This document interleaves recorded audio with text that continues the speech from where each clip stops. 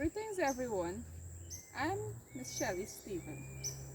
Now the poem that I'm about to recite is for a grade 5 class. I've chosen this poem mainly because it conveys deep emotions and it gives an image of how poverty is. So this poem I'll dramatize for you. Now dramatization brings excitement into the classroom. It helps the children to better understand the poem. They get a clear image of what the poet is actually saying. And also, it helps the children to memorize the poem, which stays with them for a long time. So I'll now dramatize the poem for you. Do enjoy. Okay. My poem is entitled Plight of Street Urchins by Hazel Moses. They stand at the corners, sit on the grass, lie on the pavement where people pass, all tattered and torn, smelly and unkempt, twisted fingers outstretched, begging for bread. $1, $5, a spit or a course. These children endure the pain and the loss. Scorn them not, I say, nor kick them far away, for it is not their fault. They just mirrored evil in which we were all caught. Now, a sad tone is revealed throughout this poem. Also, there were rhyming words. Example, grass, pass. It is mainly about poverty.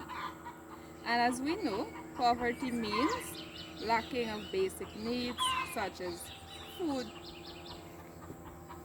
clothing, and shelter. So, poverty is common in today's society. In fact, it is a major social problem, not only in Guyana, but around the globe. Now, from time to time, I have experienced or I have seen children in the classroom neglecting those poor children. And those children feel very ashamed of themselves. Sometimes it causes them even to stay away from school and they miss out a lot. So generally their academic performance would be low, mainly because our children do not understand what those children would go through. So I believe that after doing this poem with my class, they would treat those children differently. They would learn to accept them. They would want to share with them. They would want to be friends with them. And this can have a great impact on those children's lives. They would feel included. They would come to school regularly. They would want to participate in activities. So, this poem highlights some negative effects that children in poverty go through. I'll share. So, in stanza 1, okay, it speaks mainly about the homeless. For example, line 3 says, they lie on the pavements.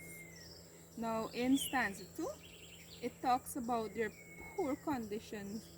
For example, they are smelly, they're unkempt, tattered, and torn. And stanza 3 identifies the pain they endure. So now in stanza 4, The poet appeals to the readers or the audience not to scorn beggars. And in this stanza as well, the poet mentions that those persons are not at fault. So, while some may say poverty is a choice, those who were given the opportunities to go up the social, to go up in life or to go up the ladder, they must consider themselves fortunate.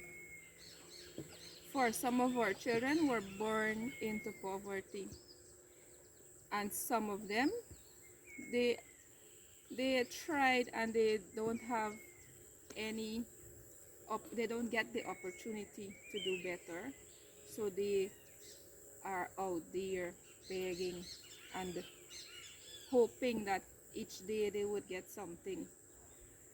Now, this this poem, this poet tries to send a message out to all of us, and I want to join with the poet in sending out a message that we must not scorn beggars. We must try to help them in whatever way we can, because as it says, it is not their fault. We must learn to accept them. And I'm sure we would have some extra blessings. I thank you.